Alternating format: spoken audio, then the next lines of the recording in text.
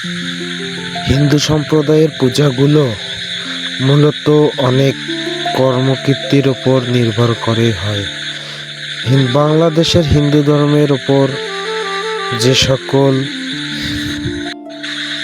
পুজো বা অনুষ্ঠান নির্ধারণ করা হয় তার মধ্যে কুলা চালানো ও বরকে হলুদ মাখার দৃশ্য বিদ্যমান থাকে।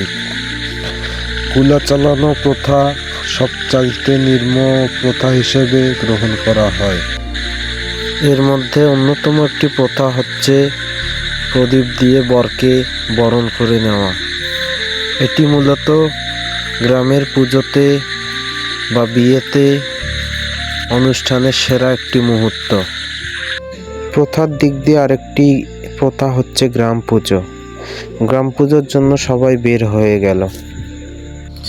এই প্রথাটি প্রতিটা বিয়ের ক্ষেত্রেই হয়ে থাকে। গ্রাম পুজো এমন একটি পুজো যেটা না করলে বিয়ে সম্পূর্ণ হয় না। গ্রাম পুজোয় ঢোল তবলা না বাজলে কখনোই বিয়ে সম্পূর্ণ হয় না। ঢোল তবলা গ্রাম পুজোতে লাগবেই। হিন্দু ধর্মের এই সম্প্রদায়ের মানুষগুলো ঢোল তবলা ছাড়া কখনো বিয়ে সম্পূর্ণ করা সম্ভব হবে না বলে জানা গেছে।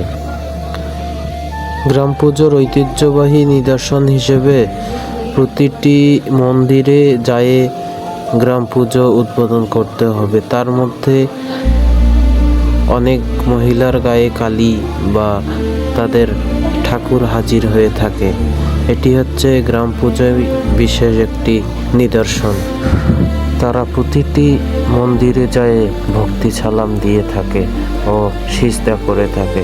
এটি হচ্ছে ট্রেডিশনাল একটা কালচার, যেটা না করলে কখনো হিন্দু ধর্মের পূজা গ্রহণ হবে না বলে জানা গেছে, অযোগ্য হয়ে থাকবে।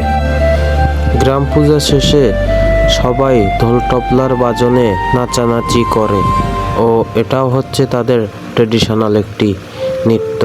তারা সবাই একসঙ্গে বিয়েতে মজা করে।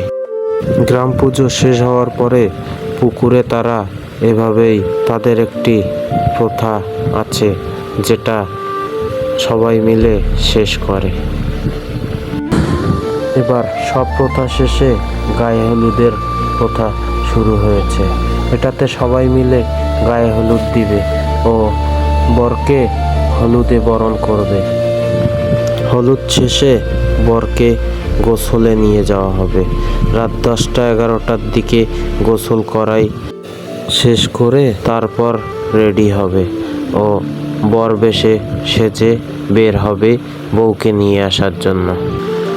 বাংলাদেশের প্রথা হিসেবে এমন হিন্দু ধর্মের যে প্রথা আছে এটিকে সাধারণ রূপে তুলে ধরা হয়েছে।